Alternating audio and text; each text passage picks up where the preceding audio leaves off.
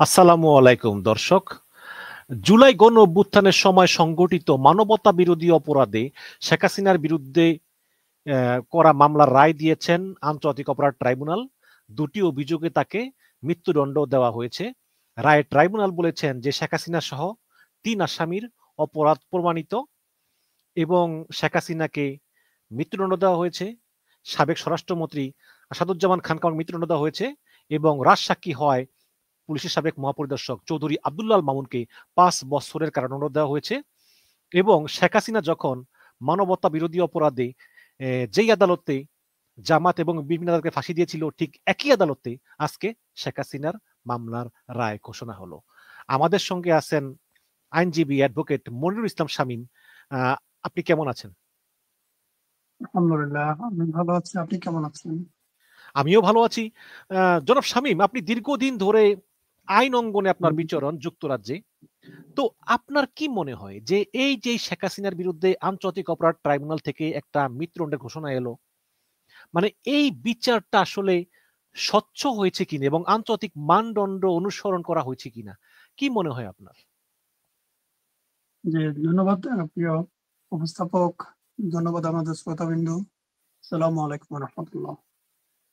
জি, আমি আইনি ছাত্র হিসেবে আপনাকে দর্শকদের উদ্দেশ্যে বলতে চাই, বাংলাদেশ এখন একটি অন্তর্বর্তীকালীন নিরপেক্ষ সরকারের অধীনে পরিচালিত হচ্ছে। বাংলাদেশের বিচার ব্যবস্থা স্বাধীনের পরবর্তী সময় থেকে অদ্যাবধি পর্যন্ত যত সরকার ছিল, এখনকার সরকার সবচেয়ে নিরপেক্ষভাবে, নির্দলীয়ভাবে, সম্পূর্ণ প্রেসার মুক্ত ছাড়া, কোনো ধরনের চাপ মুক্ত ছাড়া বাংলাদেশের বিচার কার্যক্রমগুলো পরিচালিত হচ্ছে।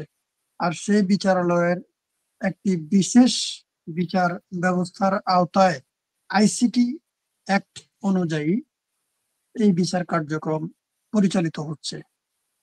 আপনি জানেন, ইতিপূর্বে এই আইসিটি অ্যাক্ট অনুযায়ী ৫৭টি বিচারের ফয়সালা দেওয়া হয়েছে। সেই ৫৭টি বিচারের মধ্যে পূর্ববর্তী সরকারের প্রেসার এবং বিভিন্ন পক্ষের বিভিন্ন প্রেসারের কারণে বিচারালয়ের যে বিচারগুলো পরিচালিত হয়েছে, যে তদন্ত কার্যক্রম পরিচালিত হয়েছে, সেখানে অনেক বিতর্ক রয়েছে। আমরা বিভিন্ন মাধ্যমে জানতে পেরেছি, আপনি আমি সবাই জানি, দেশবাসী এবং বিশ্ববাসী জানে, ইতিপূর্বের বিচারগুলো যে ত্রুটিযুক্ত, সেটা কিছুদিন আগে বাংলাদেশ হাইকোর্ট স্পষ্ট করেছেন অ্যাপিলেট ডিভিশনে, যে ইতিপূর্বে মানবতা বিরোধী যে অপরাধের রায়গুলো হয়েছিল সেগুলো ত্রুটি মুক্ত ছিল না। সেখানে অনেকগুলো 4টা অবজারভেশন দেওয়া হয়েছে। তার মধ্যে বলা হয়েছে যে রায়গুলো যথেষ্ট ত্রুটিপূর্ণ, সেখানকার তদন্ত কার্যক্রমের মধ্যেও যথেষ্ট ত্রুটি রয়েছে। এরকম অনেকগুলো ইনফরমেশন আপনারা জানেন। এই কথাটা কিন্তু কোর্টের পক্ষ থেকে আসা এবং সর্বোচ্চ আদালতের পক্ষ থেকে আসা। এখন যে আদালত রায়টা দিয়েছে, সে আদালত অপেক্ষাকৃত অতীতের সরকার, অতীতের ব্যবস্থাপনা, অতীতের ইনভেস্টিগেটিভ উইং, এদের চেয়ে হাজারো এবং লাখো গুণ স্বচ্ছ। এটা কোনো নির্দিষ্ট দলের না, নির্দিষ্ট দলের কোনো প্রেসার নেই, নির্দিষ্ট গ্রুপের কোনো প্রেসার নেই, এমন ভাবে পরিচালিত হচ্ছে। সেই প্রেক্ষাপটে আপনি যদি বলেন যে কোনো সময়ের চেয়ে ওই তুলনায় এটা বাংলাদেশের ইতিহাসে এক সবচেয়ে স্বচ্ছ এবং আহ বলতে গেলে আহ খুব সুন্দর বিচারিক ব্যবস্থার মাধ্যমে সম্পন্ন হয়েছে, এই রায়টি দেওয়া হয়েছে। এই ক্ষেত্রে দোষ ত্রুটি যদি আপনি খুঁজতে যান, আমার মনে হয় কোনো ধরনের দোষ ত্রুটি খুঁজে পাবেন এমন কোনো ধরনের ব্যবস্থাপনা বা অব্যবস্থাপনা সেখানে ছিল না। ইতিপূর্বে স্কাইপ কেলেঙ্কারি সম্পর্কে আপনাদের জানা আছে। ইতিপূর্বে বিচারালয়ে যে কেউ বসে যাবে, কেউ দাঁড়িয়ে যাবে, এই ধরনের কথাবার্তা, রায়টা বিদেশ থেকে দিয়ে দেওয়া, রায়টা বিদেশ থেকে অন্য দেশ থেকে লিখে দেওয়া, এই যে ঘটনাগুলো অতীতে আমরা শুনেছি, এখনকার নিরপেক্ষ সরকারের অধীনে নিরপেক্ষ আদালত যে বিচার ব্যবস্থা চলছে, এর এগেনিস্টে একটি টু শব্দ এখন পর্যন্ত কোনো পক্ষ করেছে বলে আমার জানা নেই। এরপর বলবো, যদি কখনো কেউ প্রমাণ করতে পারে, তাহলে উচ্চতর আদালতে আপিলেট ডিভিশনে তো যাওয়ার সুযোগ আছে। আপিল রাইট তাদের রয়েছে, তারা সেখানে গিয়ে তাদের বিষয়গুলো উপস্থাপন করবে। এবং এবং আপনি জানেন যে চিফ প্রসিকিউটর তাজুল ইসলাম কিন্তু ব্রিটিশ আইনজীবী টবি ক্যাডম্যানকে একজন অ্যাডভাইজার হিসেবে নিয়োগ করেছেন, এবং আন্তর্জাতিক মানদণ্ড অনুসরণ করা হয়েছে কিনা সেটা টবি ক্যাডম্যান যাচাই করে দেখেছেন। আমি যদি একটু আসি, শেখ হাসিনা এবং আসাদুজ্জামান খান কামাল দুইজনেই মৃত্যুদণ্ডে দণ্ডিত হয়েছেন। তো শেখ হাসিনা বলতেছেন যে এটা প্রহসনমূলক বিচার, এটা পরিকল্পিত, এখানে অভিযোগ যাচাই বাছাই করা হয়নি, এবং শেখ হাসিনা আরো চ্যালেঞ্জ করেছেন যে এই অভিযোগগুলো নিয়ে নেদারল্যান্ডের হেগে যে আন্তর্জাতিক অপরাধ ট্রাইব্যুনাল আছে সেখানে নিয়ে যেতে। এবং শেখ হাসিনা বলেছেন যে মানবাধিকার এবং উন্নয়ন সংক্রান্ত রেকর্ড নিয়ে আমরা গর্বিত। আসাদুজ্জামান খান কামালও বলেছেন যে যেই আন্তর্জাতিক অপরাধ ট্রাইব্যুনাল আমরা করেছি রাজাকারদের বিচার করার জন্য, সেখানে আমার মতো মুক্তিযোদ্ধাদের বিচার কোনোভাবেই মেনে নেওয়া যায় না। তো এই যে শেখ হাসিনা ডিনাই করতেছেন, এই ব্যাপারে আপনি সংক্ষেপে যদি কিছু বলতে চান। যে আপনি হিস্ট্রি যদি ঘেটে দেখেন যে পৃথিবীর ইতিহাসে এমন একটি জায়গায় কোনো জায়গাকে আপনি পাবেন যে আসামি বলবে যে এই বিচারটা শতভাগ স্বচ্ছ হয়েছে, এই বিচারটা তার যখন তার এগেইনস্টে যায়, রায়টা তার এগেইনস্টে যায়, তার প্রত্যাশার বিপরীতে যায়, তখন স্বচ্ছ হয়েছে স্বীকার করবে, এরকম আমার মনে হয় পৃথিবীতে একজন পাবেন কিনা আমার সন্দেহ আছে। আমি বলবো এই বিচার ব্যবস্থার মাধ্যমে এটাই প্রমাণিত হয়েছে বাংলাদেশ আন্তর্জাতিক অপরাধ ট্রাইব্যুনাল একটা স্বচ্ছ, জবাবদিহিতামূলক এবং নিরপেক্ষ বিচারিক কার্যক্রম পরিচালনা করতে সক্ষম হয়েছে। যদিও আমরা তাদের ব্যাপারে বলেছি এত দেরি হচ্ছে কেন বিচারগুলো হতে, বিচারের রায়গুলো আসতে অনেক দেরি হচ্ছে কেন, বিভিন্ন মহল থেকে, বিভিন্ন গ্রুপ থেকে বিভিন্নভাবে উদ্বেগ জানানো হয়েছে, কিন্তু দীর্ঘ পরিক্রমায় প্রায় 15 মাস পরে হলেও তারা অবশেষে একটি স্বচ্ছ বিচার ব্যবস্থার মাধ্যমে রায় দিতে পেরেছে। আপনি জি, দেখেন সেখানে এটা যে স্বচ্ছতা ছিল, এটার অনেকগুলো সিমটম আপনি সেখানে দেখতে পাবেন, অনেকগুলো। তার মধ্যে ওপেন এজলাস এবং সেটা লাইভ সম্প্রচার, এই- এই বিষয়টা আপনি যদি খুঁজতে যান এটা বিরল। এটার মাধ্যমে প্রমাণ হয় সেখানে পক্ষ এবং বিপক্ষ উভয় পক্ষের আইনজীবীদের তাদের মতামত প্রকাশ করার সুযোগ দেওয়া হয়েছে। কোনো পক্ষ যাতে বায়াস না হয় সেই ব্যাপারে প্রচন্ডভাবে লক্ষ্য রাখা হয়েছে। অপরদিকে আপনি তদন্ত কার্যক্রমের ব্যাপারে যদি বলেন যে একটা নিরপেক্ষ সরকারের অধীনে, সরকার ব্যবস্থার অধীনে তদন্ত কার্যক্রম নিরপেক্ষ হবে, এটাই স্বাভাবিক। আর সেখানে যথেষ্ট এক্সপার্ট এক্সপার্ট প্রতিনিধি, রাষ্ট্রীয় প্রতিনিধি, জি, সরকার প্রতিনিধি কাজ করেছে। ধন্যবাদ। আপনি আপনি যদি হিস্ট্রিতে যান, যেমন নুরেমবার্গ ট্রাইব্যুনাল যে ট্রায়ালটা হয়েছিল, সেখানে নাৎসি বাহিনীর এগেইনস্টে যে ইউরোপের 17টা কিংবা 27টা দেশ তারা এই বিচারের উদ্যোগ নিয়ে তারপর বিচার কার্যক্রমটা পরিচালনা করেছিল। সেখানে দেখেন সেইখানকার বিচার ব্যবস্থার চেয়ে আমার মনে হয় এই বিচার ব্যবস্থা অনেক অনেক বেশি স্বচ্ছ এবং গ্রহণযোগ্যতার দাবি রাখে। কেননা ওই সময়কার তদন্ত কার্যক্রম এত টেকনোলজি ছিল না, এত প্রযুক্তির ব্যবহার করার সুযোগ ছিল না, কিন্তু এই বিচারিক কার্যক্রমে, তদন্ত কার্যক্রমে যে পরিমাণ টেকনোলজির ব্যবহার করা হয়েছে স্বচ্ছতা নিশ্চিত করার জন্য, ইউকের মতো সর্বোচ্চ সর্বোচ্চ শক্তিশালী গণতান্ত্রিক রাষ্ট্রের একটি ল্যাব টেস্টের মাধ্যমে, ফরেন্সিক রিপোর্টের মাধ্যমে সাক্ষ্য এবং অডিও ক্লিপ গুলোকে ফরেন্সিক রিপোর্টের মাধ্যমে প্রুভ করানো হয়েছে যে এগুলো কতটুকু অথেন্টিক। তারা নিশ্চিত করেছে। আপনি যেই ল্যাবের মাধ্যমে এটা পরীক্ষা করা হয়েছে, ধিক ল্যাব সম্ভবত এটা, এটা এটার নাম এটা সম্ভবত ইয়ার শট এটার নাম। ধিক ল্যাব, এই ল্যাবটা ওয়ার্ল্ডের সবচেয়ে সেরা ল্যাবদের একটা, এবং এখানকার ব্যাপারে প্রশ্নাতীত ভাবে আপনি বলতে পারেন তাদের তদন্ত কার্যক্রমের যে এভিডেন্স গুলো সেখানে সাবমিট করা হয়েছে, তারা আহ শতভাগ স্বচ্ছতা নিশ্চিত করেছে যে এক্ষেত্রে কোনো ধরনের শতভাগ নিশ্চিত হয়ে তারা রিপোর্ট দিয়েছে।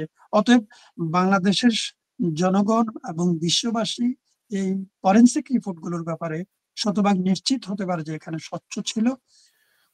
এবং এরপর যদি আপনি আমি যদি একটু অ্যাড করি যে নুরেনবার্গ ট্রায়ালের সময় হিটলার যে ইহুদিদের উপর গণহত্যার আদেশ দিয়েছিলেন এরকম কিন্তু কোনো এভিডেন্স পাওয়া যায় নাই। তারপরেও কিন্তু তারা হিটলারকে দোষী সাব্যস্ত করেছে। কিন্তু হ্যাঁ, এখানে তো শেখ হাসিনার বিরুদ্ধে নানা রকম অভিযোগ আমি এবং আমি এবং সেই কথাটাই এবং একজন রাজসাক্ষী আছে চৌধুরী মাহমুদ, তিনি কিন্তু হ্যাঁ, রাজসাক্ষী আমি একজন সে কথাটাই জীবিত আছেন। বলতে চাচ্ছিলাম যে যিনি নির্দেশ করেছেন, যারা অর্ডার করেছেন, অর্ডার যারা পালন করেছেন, তাদের সর্বোচ্চ ব্যক্তিদের একজন উনি নিজে স্বীকার করেছেন যে সুপরে ওনার সর্বোচ্চ পর্যায়ের নেতৃবৃন্দের নির্দেশের সর্বোচ্চ পর্যায়ের আদেশের কারণে আমরা এগুলো ঘটিয়েছি।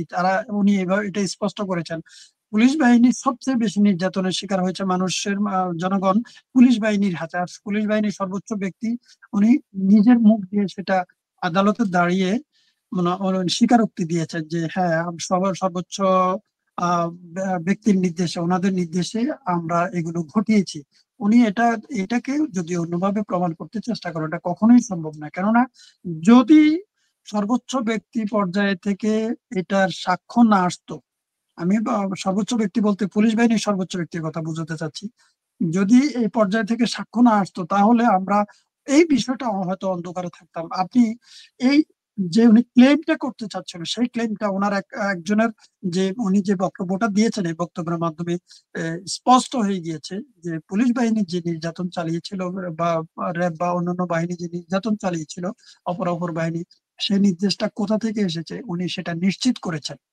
এরপর আসেন যুগোস্লাভিয়ার যে ঘটনাটা ঘটেছে, যুগোস্লাভিয়ার যে বিচারিক কার্যক্রম, ওনারা দীর্ঘ ট্রায়াল করে ওরা সেই সেনা শাসক সেনা শাসক দের যে স্লোবোদান আহ, স্লোবোদান মিলোসেভিচ, জি। আহ, ব্লা স্লোবোদান মিলোসেভিচ, ভ্লাদিমির স্লোবোদান মিলোসেভিচ।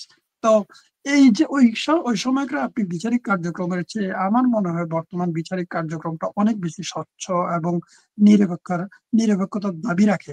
এরপর আপনি অডিও ক্লিপ নয় শুধু, আব্দুল্লাহ আল মামুন সাহেবের বক্তব্য নয় শুধু, স্পট যে সকল ইয়েগুলো ছিল, ভিডিও গুলো ছিল, বিবিসি, আল জাজিরা এবং দেশি বিদেশি অন্য অসংখ্য মিডিয়ার ফুটেজ তারা সংগ্রহ করেছে। সেই ফুটেজ গুলো যাচাই বাছাই করে ফরেনসিক রিপোর্ট করে তারপর এটা নিশ্চিত করেছে যে হ্যাঁ, এই ধরনের ঘটনাগুলো এইভাবে এইভাবে ঘটেছে। প্রক্রিয়াটা কিভাবে ঘটেছে সেটা নিশ্চিত করেছিল আব্দুল্লাহ আল মামুন সহ অপরাপর যে সাক্ষীরা সাক্ষ্য দিয়েছে সেটার মাধ্যমে। এবং এর বাহিরেও সাক্ষ্য প্রমাণ যারা সরাসরি স্পটে ছিল এবং বিভিন্ন অগ্নিসংযোগের ঘটনাগুলো আপনি অডিওর মাধ্যমে জানতে পেরেছেন, দেশবাসী জানতে পেরেছে। এইভাবে অনেকগুলো প্রমাণ সেখানে নিরপেক্ষভাবে এবং প্রশ্নাতীতভাবে প্রমাণিত হয়েছে। অনেক অনেক অনেক ধন্যবাদ। বাংলাদেশের পররাষ্ট্র মন্ত্রণালয় একটা প্রেস বিবৃতিতে বলেছে যে দ্বন্দ্বপ্রাপ্ত হওয়ায় আমরা ভারত সরকারের প্রতি আহ্বান জানাই যাতে তারা অনতিবিলম্বে দ্বন্দ্বপ্রাপ্ত শেখ হাসিনা এবং কামাল দুই ব্যক্তিকে বাংলাদেশি কর্তৃপক্ষের কাছে হস্তান্তর করেন এবং দুই দেশের মধ্যে বিরাজমান প্রত্যর্পণ চুক্তি অনুসারে এটা ভারতের জন্য অবশ্য পালনীয় দায়িত্ব বটে।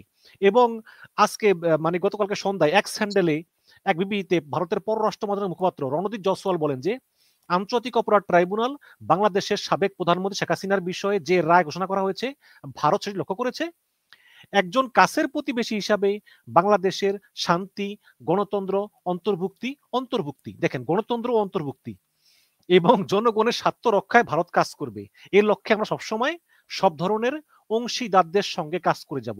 আপনি ভারতের এই যে বক্তব্য, মানে আমি ঠিক বুঝলাম না, মানে রায়ের ব্যাপারে তারা অবগত আছে, আবার বাংলাদেশের শান্তি, গণতন্ত্র, অন্তর্ভুক্তি এবং জনগণের স্বার্থ রক্ষায় ভারত কাজ করবে। আবার তো অ্যাডভোকেট শামীম, আপনার কাছে প্রশ্ন এই পর্যায়ে যে বাংলাদেশ সরকার অনেকদিন ধরেই ভারতের কাছে শেখ হাসিনাকে ফেরত চাইতেছিল, এটা কিন্তু নতুন না, এর আগেও চিঠি দিয়েছে, আবারও চিঠি দিবে, যেটা পররাষ্ট্র উপদেষ্টা তৌহিদ হোসেন বলেছেন।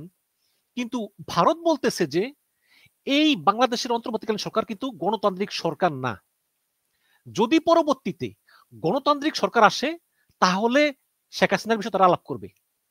এখন আপনার কাছে প্রশ্ন যে আজকে এই রায়ের পরে ভারত কি আসলেই চাপে পড়ে গেল, বা কতটুকু চাপে পড়লো, বা ভারত আসলে শেখ হাসিনাকে ফেরত দিবে কিনা বলে আপনি মনে করেন?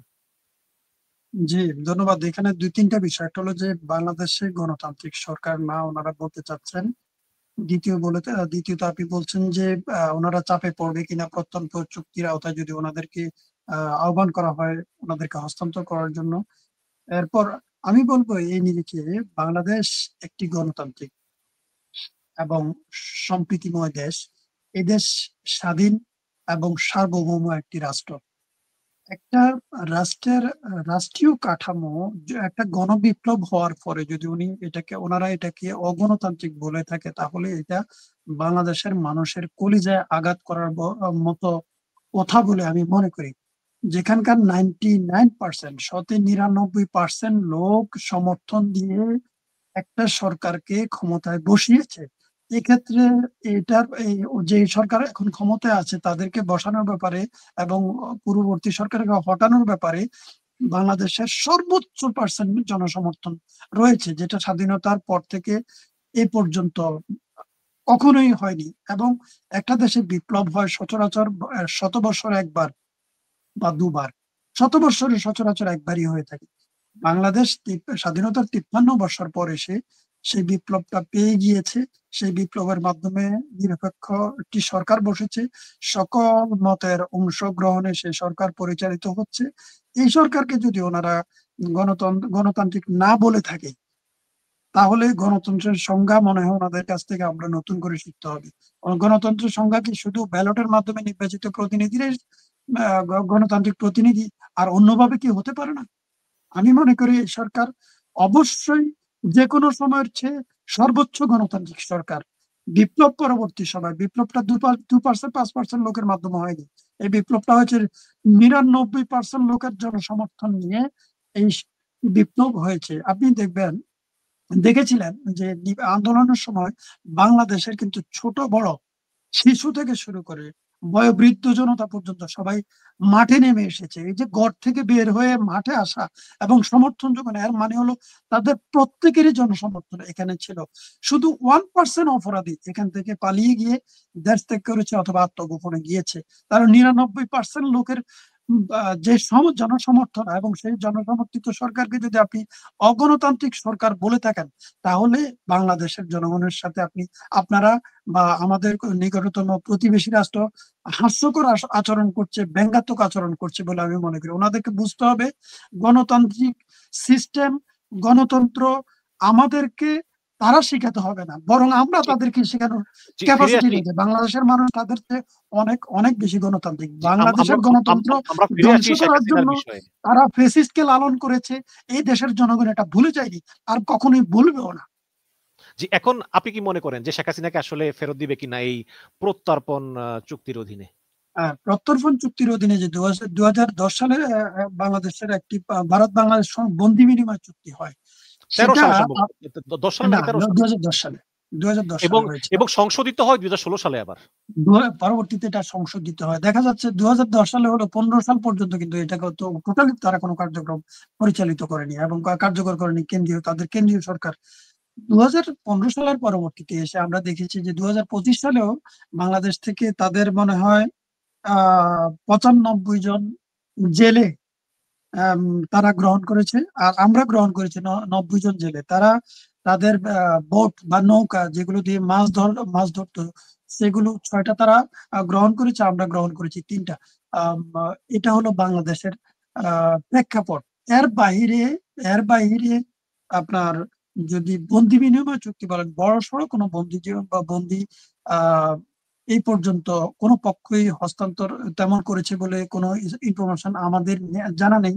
তবে বাংলাদেশের 1000-এর উপরে বন্দি তাদের জেলে বন্দি আছে, তারা আবেদন করেছে, তারা ইচ্ছুক তাদেরকে যাতে বাংলাদেশে হস্তান্তর করা হয়, এইটুকু আমাদের তথ্য রয়েছে।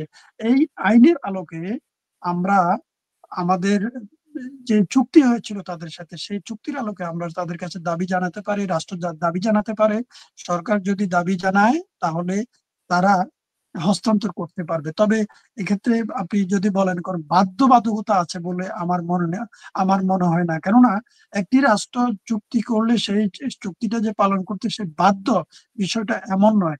যেহেতু যেই সরকার পতিত হয়েছে, যাদেরকে হস্তান্তরের ব্যাপারে আমরা আবেদন করছি, তারা ছিল তাদের আজ্ঞাবহ, তারা ছিল তাদের সেবাদাস, তারা ছিল মূলত তাদের হাতের লাঠি। বাংলাদেশের গণতান্ত্রিক সিস্টেমকে ধ্বংস করার জন্য, বাংলাদেশের ফ্যাসিজম কায়েমের জন্য এই লোকগুলোকে তারা হাতিয়ার হিসেবে ব্যবহার করেছে বলে বাংলাদেশের জনগণ মনে করে।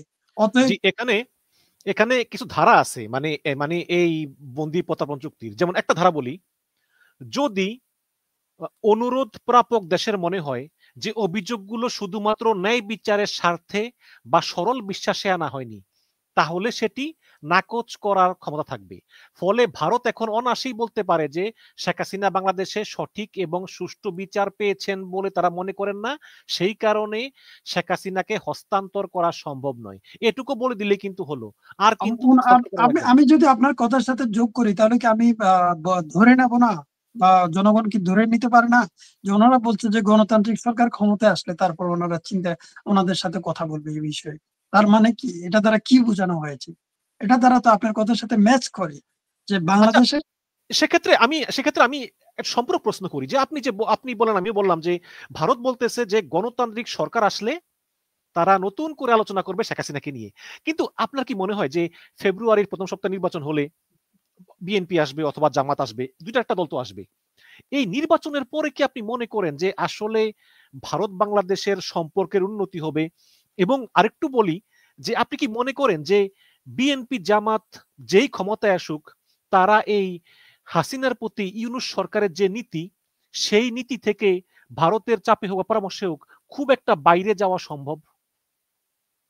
আমার মনে হয় যদি আপনি বলেন ভারতের অতীত ইতিহাস দেখুন, ওরা যা বলে, আমি আমাদের পূর্ববর্তী বাংলাদেশি সিনিয়র লিডারদের, মোস্ট সিনিয়র জাতীয় নেতাদের একজন আমি বলবো মাওলানা আব্দুল হামিদ খান ভাসানীর কথা। আমি যদি ওনার কথাকে কোট করি, উনি বলছেন যে ভারত যা বলে আমাদেরকে বিশ্বাস করতে হবে তার উল্টোটা। আপনি যদি ওই কথার নিরিখে যদি চিন্তা করেন, ওনারা অনেক এক্সপিরিয়েন্সড লিডার ছিলেন, আমাদের দেশের অ্যাসেট ছিলেন, সর্বোচ্চ অ্যাসেটদের একজন। ওনার বক্তব্য যদি আপনি কোট করেন, তাহলে আমি বলবো আজকে যে বাংলাদেশের শান্তি, স্থিতিশীলতা, ঐক্য, অন্তর্ভুক্তি এবং কি বলে গণতন্ত্রের কথা বলা হয়েছে, এটা তাদের অ্যাকচুয়াল রাষ্ট্রের, তাদের সরকারের মুখের ভাষা। বাস্তবতা যদি আপনি পর্যবেক্ষণ করেন, তাহলে বাংলাদেশ কোন সময় বাংলাদেশে তারা শান্তি চেয়েছে এরকম একটা ইঙ্গিত আপনি, একটা এক্সাম্পল আপনি দেখাতে পারবেন না। আপনি দেখবেন তাদের প্রতিটা কার্যক্রমের মাধ্যমে বাংলাদেশকে তারা অস্থিতিশীল, অসা এবং উম, এবং শান্তিহীন, অশান্তি বিরাজমান অবস্থায় রাখতে চায়, গণতন্ত্রহীনতা রাখতে চায়। যার প্রমাণ হলো গত 17 বছর একটা ফেসিস্টকে, একটা ফেসিস্ট গ্রুপকে, একটা ফেসিস্ট দলকে ক্ষমতা রাখার জন্য এমন কোন পরিকল্পনা, এমন কোন কর্মতৎপর তারা তারা বাদ রাখেনি। জি, আমি বলবো জি, এটার না, না, মাধ্যমে প্রমাণ সেটা হয় তো সেটা তাদের তো জানি। কথার ভাষা আর কার্যক্রম সম্পূর্ণ উল্টো। না, না, সেটা তো আমরা জানি, কিন্তু আপনার কি মনে হয় যে নির্বাচিত সরকার যদি আসে, বিএনপি বা জামাত, তারা কি সোজা কথা বলতে গেলে যে ভারতের সঙ্গে নেগোসিয়েশন করে হাসিনাকে ফিরিয়ে আনা বা হাসিনার পুনর্বাসনের কোনো পরিকল্পনা কি তারা তারা নিতে পারে বলে আপনি মনে করেন? আসলে গণতান্ত্রিক সরকারের কথা বারবার যদি আপনি বলেন, এখনকার সরকার যে আহ্বানটা করবে, যেরকম নিরপেক্ষতা বজায় রেখে কাজ করবে, পরবর্তী সরকার অতটুকু পারবে কিনা, এটা আমি কোনোভাবেই এটা শতভাগ নিশ্চয়তা দিতে পারবো না, বা আপনিও দিতে পারবেন না। কেননা প্রতিটা রাজনৈতিক দল প্রতিবেশীদের সাথে এমন একটা সম্পর্ক, সখ্যতা বজায় রাখতে চায় যাতে তার গদিটা ঠিক থাকে। তো এখনকার সরকার গদির চিন্তা করার প্রয়োজন নেই, তার আসনটা ধরে রাখার প্রয়োজন নেই। কেননা সে একজন সেবক হিসেবে, তারা সেবক হিসেবে এসেছে। নির্দিষ্ট সময় পর্যন্ত তারা সেবা দিয়ে যাবে জনগণের জন্য, রাষ্ট্রের জন্য। ততদিন পর্যন্ত নিরপেক্ষতা বজায় রেখে তারা কাজ করবে। তবে আগামী দিনের রাজনীতি, বাংলাদেশের সরকার পরিচালনা অতীতের যে কোনো সময়ের চেয়ে অনেক সুন্দর, অনেক স্বচ্ছ, অনেক জবাবদিহিতামূলক হতে হবে। এটা আমি মনে করি। জনগণ এখন অনেক সচেতন। বাংলাদেশের জনগণ দেখিয়ে দিয়েছে তারা যে কোনো ধরনের অন্যায়, অত্যাচার, নিপীড়ন, নিষ্পেষণ, জুলুম এর বিরুদ্ধে শক্ত প্রতিরোধ গড়তে পারে, যেটা গত 53 বছরের ইতিহাসে এই প্রথম আমরা সর্বোচ্চ পর্যায়ে দেখলাম।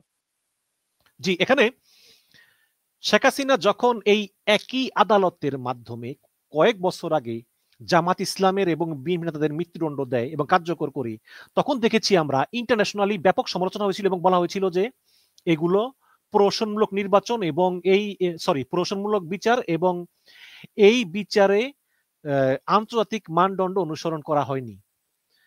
তো এখন এই যে আবার সেই একই আদালতে শেখ হাসিনার বিচার হয়েছে এবং আজকে এই যে মৃত্যুদণ্ডের রায় এলো, এতে আন্তর্জাতিক মহলের প্রতিক্রিয়া কি দেখেছেন? আমরা দেখেছি অলরেডি জাতিসংঘ একটা বিবৃতি দিয়েছে, হয়তোবা আমরা আরো বিবৃতি পাবো, কিন্তু আপনার এখন পর্যন্ত কি মনে হয় আন্তর্জাতিক মহলের আসলে প্রতিক্রিয়াটা কি, কিভাবে আপনি দেখছেন? জি, আপনি এ বিষয়ে যদি বলেন, ওই সময়কার সরকারের একটা নির্দিষ্ট ইন্টেনশন ছিল, নির্দিষ্ট একটা অভিপ্রায় ছিল যে একটা গ্রুপকে তাদের বা সর্বোচ্চ পর্যায়ের নেতাদের বক্তব্য, বিবৃতি এবং কথাবার্তা, আচরণ এর মাধ্যমে সেটার বহিঃপ্রকাশ ঘটেছে।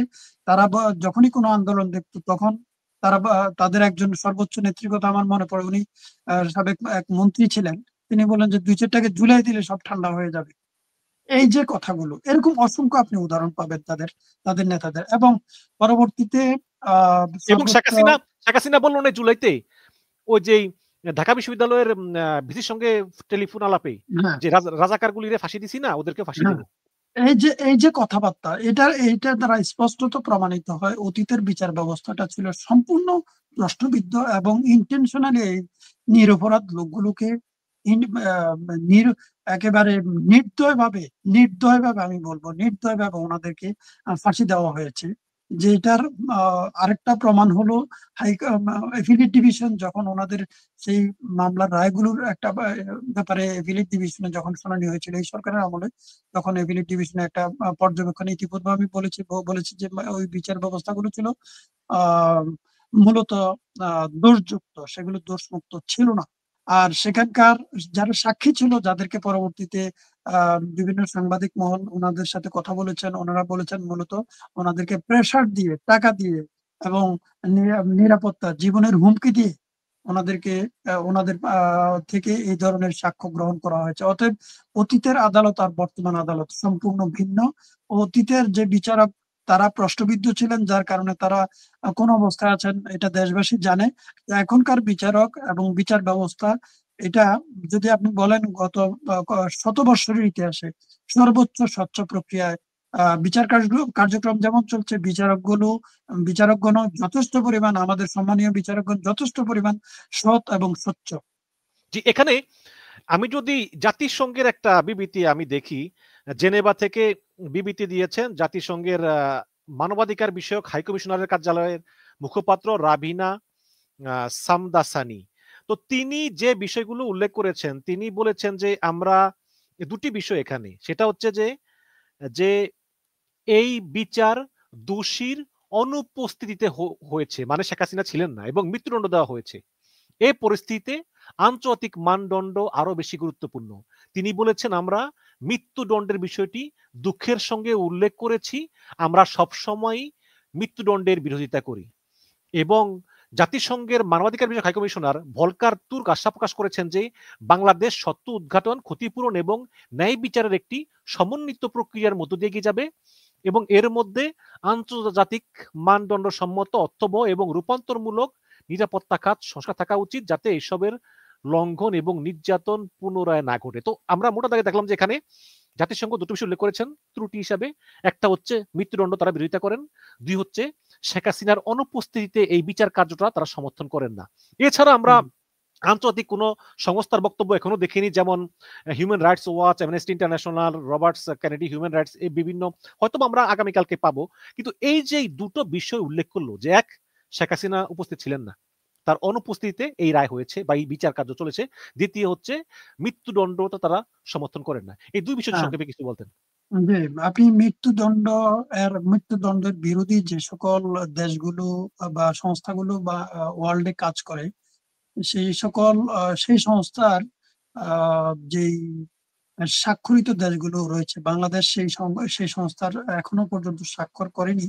যার ফলে মৃত্যুদণ্ডের বিরোধিতার ব্যাপারে ওনাদের প্রশ্ন আসতে পারে, যে কেননা জাতিসংঘ সবসময় বলতে গেলে ওনারা মৃত্যুদণ্ডের বিরোধী, কিন্তু আমাদের দেশের যদি আপনি পার্সপেক্টিভ লক্ষ্য করেন, বাংলাদেশে যেখানে 1400 খুন, 13,500 খুন 17 বৎসরে, 40,000-এর মতো রিসেন্ট আহত, এই বিপ্লব সময় 40,000-এর মতো রিসেন্ট আহত, 147 জনের মাথার খুলি উড়ে গিয়েছে, আর যাদের মাথার খুলি নেই এখনো নেই।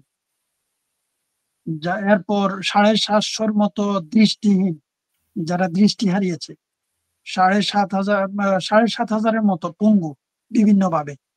এই যে ঘটনাগুলো যদি আপনি পর্যবেক্ষণ করেন, জাতিসংঘের বিবৃতি ওনারা সকলের জন্য, এটা সবার জন্য একরকম বিবৃতি আসবে, কিন্তু বিচারিক প্রক্রিয়ার স্বচ্ছতার ব্যাপারে ওনাদের কোনো প্রশ্ন এখানে ওনাদের বিবৃতিতে নেই। এখন অনুপস্থিত বিচার, যেটা বাংলাদেশের প্রেক্ষাপটে যদি কোনো আসামিকে না পাওয়া যায়, তাহলে তার পক্ষে যদি অকাট্য প্রমাণাদি থেকে থাকে, সিআরপিসির যে সিস্টেম আছে, সেই বাংলাদেশের যে সিআরপিসি সম্পর্কে আপনারা ভালো করে জানেন, সেখানে ফৌজদারি কার্যবিধি যেটাকে বলা হয়, সেখানকার যে সিস্টেম, আসামির অনুপস্থিতি বিচারের ব্যবস্থা সিআরপিসি তে রয়েছে।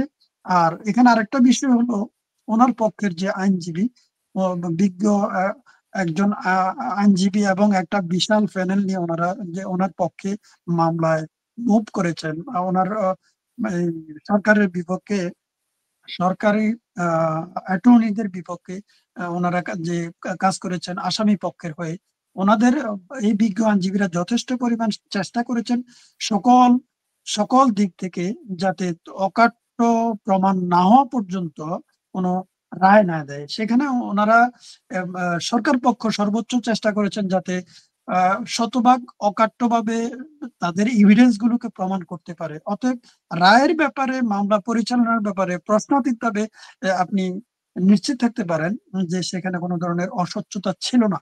অনুপস্থিত বিচার বাংলাদেশের বিচারিক প্রক্রিয়ায়, বাংলাদেশের সিআরপিসি তে সুযোগ রয়েছে। আমি মনে করি এখনো যদি ওনাদের এই ব্যাপারে কোনো আপত্তি থেকে থাকে, এই রায়ের ব্যাপারে ওনারা সর্বোচ্চ আদালতে আপিল করতে পারবেন 30 দিনের মধ্যে। আমাদের সিআরপিসি তে বিধান রয়েছে, ওনারা আপিল করতে পারবেন সর্বোচ্চ আদালতে গিয়ে, এবং সেখানে ওনারা আইনের হাতে নিজদেরকে সোপর্দ করে স্বচ্ছ একটি বিচার পাওয়ার নিশ্চয়তা সেখানে পাবেন বলে আমি মনে করি। এটা এখানে সম্ভব। এখানে শেখ হাসিনাও কিন্তু এই যে বঙ্গবন্ধু হত্যা মামলায় অনেক আসামি উপস্থিত ছিল না, তাদের অনুপস্থিতি কিন্তু না, তাদের আমি তো বিচার সেটা কার্য নিশ্চিত করেছি, বাংলাদেশের সম্পাদন সিআরপিসি তে এটা করেছেন। স্পষ্ট করা হয়েছে, জি। আসামির অনুপস্থিত বিচার হতে পারে। এখন অ্যাডভোকেট মনির শামীম, মানে আইন অনুযায়ী শেখ হাসিনার মামলার পরবর্তী ধাপ কি? মানে আপিল যদি করতে হয় তাহলে তিনি কিভাবে আপিল করতে উনি পারেন? যদি আপিল করতে হয় এখন, এটা তো একেবারে সিম্পল ম্যাটার। আপনি বাংলাদেশের সিআরপিসির আলোকে যদি কেউ কারো বিরুদ্ধে কোনো জাজমেন্ট এসে থাকে, যেহেতু উনি এখানে উপস্থিত থাকলে একটা বিষয় ছিল, অনুপস্থিত থাকার কারণে আরেকটা বিষয়, যেহেতু উনি অনুপস্থিত ছিলেন, ওনাকে এখন ওনাদেরকে আত্মসমর্পণ করতে হবে আদালতের নিকট, নিজদেরকে পেশ করতে হবে।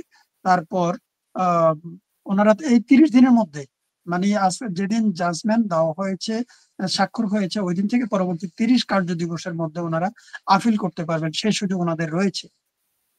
জি, এবং আপিল, তারপর রাষ্ট্রপতির ক্ষমা, আম, এগুলো। সর্বোচ্চ আদালতে আপিল, যেটা যে যে রায় আসবে সেই রায়টা উনি মেনে নিতে হবে, ওনাকে মেনে নিতে হবে। বা যারা এটার মাধ্যমে প্রতিকার পেতে চান, ওনারা এখন আবেদন করলে সে সর্বোচ্চ আদালত যে রায় দেবে সেই রায় মেনে নেবে। জি, বাংলাদেশ সরকারের জাতীয় নিরাপত্তা উপদেষ্টা খলিলুর রহমান ভারত মহাসাগরীয় অঞ্চলের জাতীয় নিরাপত্তা উপদেষ্টাদের সম্মেলনে যোগ দিতে 19 নভেম্বর দিল্লি যাচ্ছেন, আরেকদিন পরই। সেখানে ভারতের জাতীয় নিরাপত্তা উপদেষ্টা অজিত দোভালের সঙ্গে বৈঠক হবে। আপনি জানেন যে এই অজিত দোভালই কিন্তু দিল্লিতে শেখ হাসিনার লোকাল গার্জিয়ান। সেখানে কি আসলে এই দোভালের সঙ্গে শেখ হাসিনার বিষয়ে বা এই আওয়ামী লীগকে নির্বাচনে অংশগ্রহণের বিষয়ে কোনো কথা হলেও হতে পারে বলে আপনি মনে করেন? আপনি যে এটা হলো সম্পূর্ণ আরেকটি বিষয়। আপনি যদি বলেন ভারতে বাংলাদেশের সর্বোচ্চ পর্যায়ের একজন নিরাপত্তা উপদেষ্টা এবং চিফ জাতীয় নিরাপত্তা উপদেষ্টা ওনাকে বলা হয়, উনি আগামী 19 এবং 20 তারিখ ইন্ডিয়াতে নয়াদিল্লিতে সফর করবেন। সেটা হলো বাংলাদেশ সহ পাঁচটা পাঁচটা সাউথ এশিয়ান কান্ট্রির যে নিরাপত্তা সংক্রান্ত যে যে চুক্তি রয়েছে, যে ফোরাম রয়েছে, সেই ফোরামের সম্মেলনে উনি যোগ দিতে যাবেন। সেখানে বাংলাদেশ, মালয়েশিয়া, শ্রীলঙ্কা, আম, সম্ভবত নেপাল, আরো আরো আরেকটা দেশ, মালদ্বীপ। মালদ্বীপ, 5টা দেশ সেখানে এই সম্মেলনে অংশগ্রহণ করবে। তো নিরাপত্তা উপদেষ্টার যিনি আহ, যে ফোরামে যাবেন, ওই ফোরামটা সম্ভবত Colombo security Colombo security conclusive নামে সম্ভবত একটা সংগঠন, সেই সিকিউরিটি সংক্রান্ত বিষয় নিয়ে কাজ করে এই 5টা দেশে সেই সম্মেলনে যোগ দেবেন। তো সেখানে গিয়ে যদি ভারতের অজিত দোভাল সাহেবের সাথে যে সাক্ষাৎ করবেন, এটা মূলত একটা সাইড মিটিং, এটা সরাসরি মিটিং বলা যাবে না, মূল ফোরামের আলোচনা না, এটা সম্পূর্ণ সাইড মিটিং হিসেবে। এরকম আরো একাধিক সাইড মিটিং হয়তো বাংলাদেশ সরকারের পক্ষ থেকে উনি প্রতিনিধিত্ব করবেন। এটা হতে পারে বাংলাদেশ খুব নিকটবর্তী প্রতিবেশী দেশের সরকার প্রধান এবং সরকারের সর্বোচ্চ কর্তা ব্যক্তিদের সাথে রাষ্ট্রীয়ভাবে সফরে সরকার টু সরকার কমিউনিকেশন হতে পারে, বিভিন্ন বিষয়ে ওনাদের মত বিনিময় হতে পারে। বাংলাদেশের সাথে অভিন্ন স্বার্থ রক্ষা অনেকগুলো বিষয় তাদের সাথে আমাদের রয়েছে, চুক্তিও রয়েছে, সেক্ষেত্রে আলোচনা হতে পারে। সেক্ষেত্রে আমি মনে করি আমাদের নিরাপত্তা উপদেষ্টা উনি অবশ্যই অবশ্যই এই বাংলাদেশের যে অপরাধীগুলো, বাংলাদেশের যাদের বিরুদ্ধে ইলিগেশন রয়েছে, যে প্রমাণিত যারা আসামি হিসেবে, তাদেরকে ফিরিয়ে আনার জন্য সর্বোচ্চ পর্যায় থেকে ওনারা চেষ্টা চালিয়ে যাবেন। এক্ষেত্রে বাংলাদেশের জনগণের যে পালস, সেটা তিনি সেখানে তুলে ধরতে সক্ষম হবেন বলে আমি মনে করি। বাংলাদেশের জনগণের এটা এখন 1 নাম্বার দাবি রয়েছে আমি মনে করি ভারতের নিকট। শেষ প্রশ্ন, আজকে এই যে মানবতা বিরোধী অপরাধে শেখ হাসিনার মৃত্যুদণ্ডে দণ্ডিত হলেন, এরপর আপনি শেখ হাসিনার রাজনৈতিক ভবিষ্যৎকে কিভাবে দেখছেন? বিষয়টা আসলে অনেক ট্রিকি একটা কোয়েশ্চেন। আমি মনে করি এই প্রশ্নটা অনেক ট্রিকি। দেখেন, যে পরিমাণ অত্যাচার নির্যাতন গত 17 বছরে বাংলাদেশের মানুষ দেখেছে, আপনি ওই যে গ্রামীণ একটা কথা আছে, সিঁদুরে গরু মেঘ দেখলে ভয় পায়, যে বাংলাদেশের জনগণ এখন এমন একটা পর্যায়ে পৌঁছেছে যে সে আওয়ামী দুঃশাসনের সময়গুলো শুধু আওয়ামী নামটা শুনলেও ভয় পায়।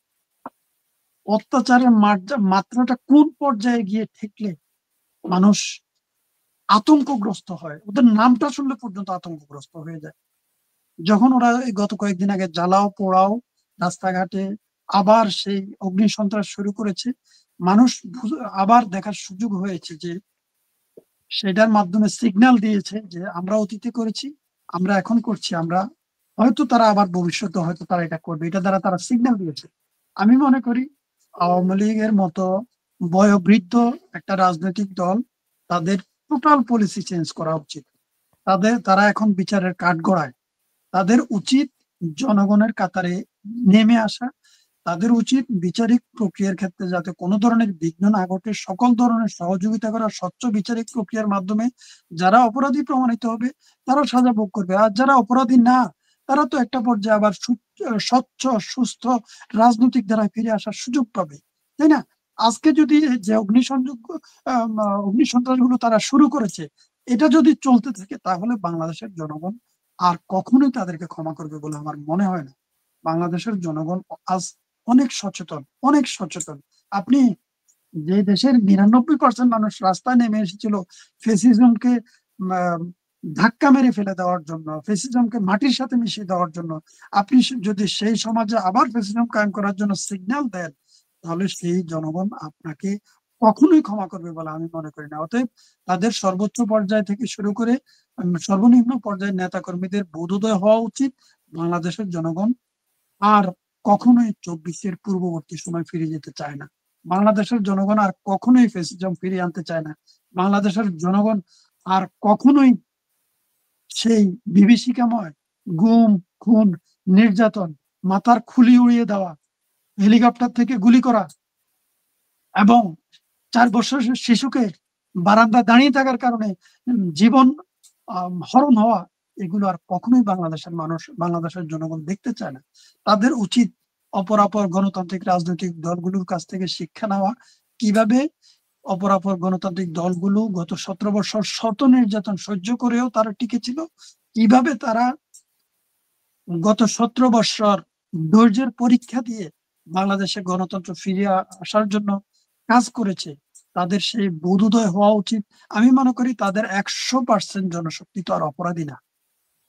বাংলাদেশের জনগণের মাঝে যদি আপনি বলেন যদি 5%, 10%, 8% যদি আওয়ামী লীগের অনুসারী হয়ে থাকে, তাদের অ্যাক্টিভ জনসংখ্যা যদি 2% বা 1% হয়ে থাকে টোটাল জনসংখ্যার, অথবা তাদের জনশক্তির একটা বিশাল অংশ তো অ্যাক্টিভ, তাদের মধ্যে সবাই অপরাধী, এটা আমি বিশ্বাস করি না। তবে মনস্তাত্ত্বিক ভাবে গত কয়েকদিনের আগের এই যে অগ্নিসন্ত্রাস দেখলাম আমরা, এবং 17 বছরে যা বাংলাদেশের জনগণ দেখেছে, এটা দ্বারা বোঝা যায় যে তাদের চরিত্রে কোনো পরিবর্তন হয়েছে বলে এক বিন্দু পরিমাণ কোনো লক্ষণ বোঝা যাচ্ছে না। আমাদের বিশ্বাস ছিল তাদের বোধোদয় হবে, তারা বাংলাদেশের জনগণের কাছে নিরঙ্কুশ ক্ষমা প্রার্থনা চাইবে, তারা তারা জনগণের কাছে একেবারে বুক পেতে দেবে যে আমরা যা করেছি আমাদের ভুল হয়েছে, আমাদের যারা অপরাধী আমরা তাদেরকে আইনের হাতে সোপর্দ করছি, আর যারা অপরাধী না তা আইনের বিচার হয়ে যাওয়ার পর তাদেরকে আবার গণতান্ত্রিক প্রক্রিয়ায় ফিরে আসার জন্য সুযোগ দেওয়া হোক। আমার বিশ্বাস ছিল তারা হয়তো এমন কিছু করবে, কিন্তু গত কয়েকদিনের আচার আচরণে কোনো ধরনের লক্ষণ আমি বা বাংলাদেশের জনগণ দেখতে পাচ্ছি বলে আমার মনে হয় না। জি, পরিশেষে বলি যে মার্টিন লুথার কিং বলেছেন যে injustice anywhere is a threat to justice everywhere. কোনো অন্যায়কে অমীমাংসিত রাখা যায় না, প্রত্যেকটা অন্যায়ের বিচার করতে হয়। এটা কিন্তু প্রতিশোধ পরায়ণতা নয়, এটা সমাজের স্থিতিশীলতার স্বার্থেই সমাজে ন্যায় বিচার প্রতিষ্ঠা করতে হয়। যেই রাষ্ট্র তার নাগরিকদের উপর ন্যায় বিচার করতে পারে না, সেই রাষ্ট্র তার সার্বভৌমত্ব ধরে রাখতে পারে না।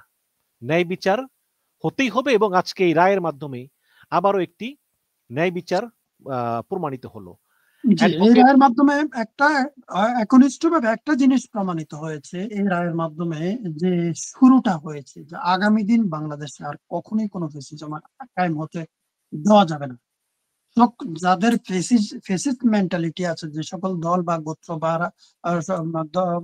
আপনি বলেন রাজনৈতিক বা সে যে সংগঠনই হোক, তাদেরকে এটা দ্বারা স্পষ্টত সিগন্যাল দিয়ে দেওয়া হয়েছে, তুমি যত শক্তিশালী হও না কেন তোমাকে বিচারের মুখোমুখি হতে হবে, জবাবদিহিতার মুখোমুখি হতে হবে।